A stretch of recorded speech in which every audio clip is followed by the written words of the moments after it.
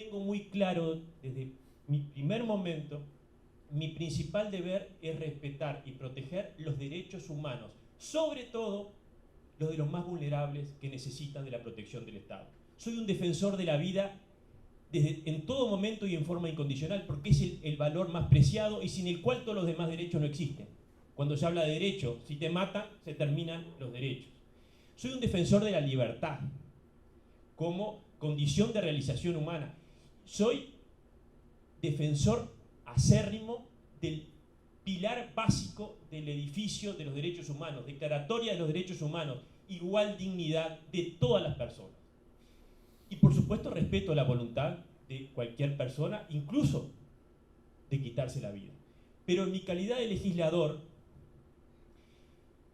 estoy absolutamente convencido, y es lo que vengo reafirmando en estos 3 años, de que este proyecto de ley atenta gravemente en la realidad y de acuerdo a las evidencias que yo considero parte de la realidad, atenta contra la vida, contra la igual dignidad, contra la libertad de los enfermos más vulnerables. Y es contra ellos que esta ley va a atentar, y es mi función desde ahí rechazar y oponerme a esta ley.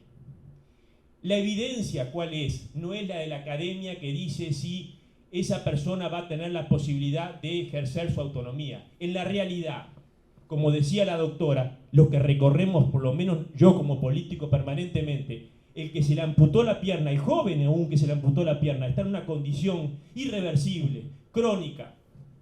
Su sufrimiento, claro que lo es, y mucho más porque no tiene recursos, no tiene familia y vive en asentamiento. Y así podría poner el asmático, el que tiene EPOC o cualquier otro tipo de estas enfermedades que tienen, incluso no enfermedades, como consecuencia de las condiciones de salud de ese tipo. A un adolescente, un 18 años por esta ley, que se le haya amputado porque es diabético, por ejemplo. Esas personas quedan expuestas con esta ley, a mi manera de entender, a todo tipo de abusos, todo tipo de presiones de sus entornos que están cansados de cuidarlo. Esas personas que se sienten que están realmente siendo una carga para su familia, esos son los primeros que van a pedir la eutanasia. ¿Por qué? Porque ya no van a tener la protección de la ley.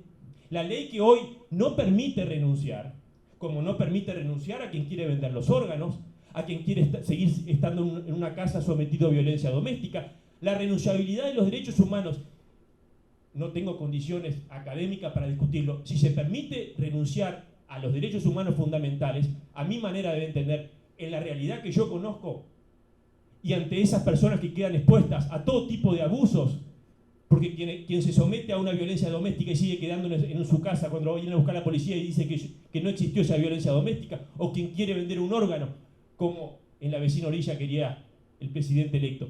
¿Por qué se prohíbe eso acá?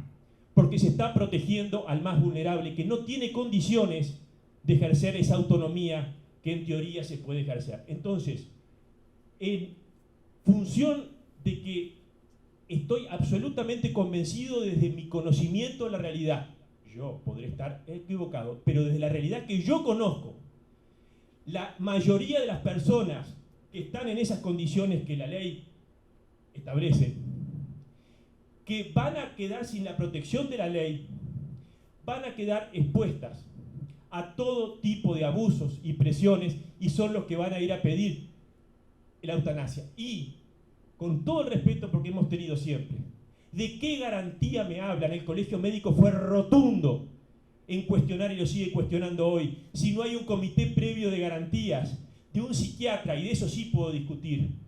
Si las presiones, hay depresiones que no puede bajo ningún concepto un médico distinguirlas. El médico que en 10 minutos va a ir a la casa de asentamiento a preguntarle si hay violencia doméstica o no tiene recursos, o qué está pasando que no se puede cambiar y no tiene familia, y por eso fue a pedir la eutanasia, porque no está en condiciones de poder seguir aliviando, por ejemplo, ese sufrimiento y seguir viviendo sin el sufrimiento. Esas son las realidades que yo quiero proteger, porque esos van a ser los que van a ir a pedir la eutanasia.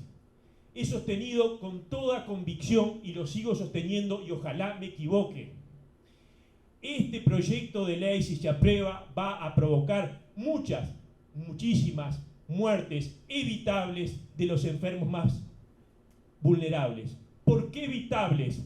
Primero, porque si, como bien dice el Colegio Médico, se le diera la opción del alivio, no la va a tener. Lo que dice la ley es que se le va a ofrecer. No va a hoy la mitad de los uruguayos no tiene la posibilidad real de tener esa opción. ¿De qué opción, de qué libertad me hablan? La que yo me tengo que morir sufriendo porque no tengo acceso a los cuidados paliativos, eso no es libertad, es libertad para algunos. Lo que yo me resisto en mi Uruguay es dar, quizás sí, más libertad para algunos, pero nunca a costa de la libertad y de la dignidad de muchos. Porque lo que para mí es incuestionable, doctora, porque usted preguntó y yo contesto, se rompe la igual dignidad. ¿Qué está diciendo la ley? Y yo he escuchado a muchos acá, que hay vidas que no son dignas de seguir siendo vividas. ¿Por qué? Porque esos enfermos, el que está amputado, el que tiene diálisis, el que no tiene las posibilidades del aseo todos los días, dicen, según se plantea por muchos que argumentan esta ley, que esa vida no merece ya ser vivida. Eso para mí es vulnerar, atentar contra el pilar más básico de la Declaración de los Derechos Humanos, que dice todas las personas, los 10.000 habitantes de este planeta, son igualmente dignos, con capacidades diferentes, con discapacidades, con pobreza, con enfermedad, con cáncer terminal, con lo que sea, valen lo mismo. Y este proyecto que les permite a algunos quitarse la vida y a otros no, vulnera ese principio básico de igual dignidad. Por eso es que yo rechazo. Yo quiero la libertad, yo respeto la voluntad de todas las personas, pero este proyecto atenta contra la vida, contra la libertad, contra la dignidad, y me animaría a decir, si tengo más tiempo, agrega sufrimiento a todos los miles de uruguayos que están en esta situación, porque los pone contra la espada de la pared de tener que plantearse si no tienen que ir a pedir la eutanasia para liberar de la carga a sus familiares. Perdónenme mi pasión, pero estamos ya en las últimas y yo estoy absolutamente convencido de lo que estoy diciendo. Ojalá no tenga razón.